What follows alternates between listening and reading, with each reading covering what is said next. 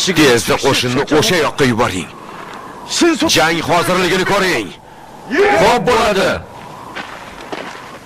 Balki shu yerda qolarsiz. Yo'q.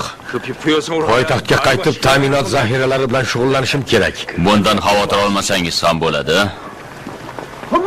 Qo'mondon! Qo'mondon! Ko'guryo qo'shini ustimizga bostirib kelmoqda. Buni qanday tushunish mumkin? Ko'guryo qo'shini? Ko'guryo qo'shiniga qirol Muhyulni o'zi boshchilik qilmoqda. Esing joyidami? Bosh qo'mondonni o'zi ko'guryoliklarni ta'qib qilish uchun ketgandi-ku. Bu aniq qirol Muhyul ekan.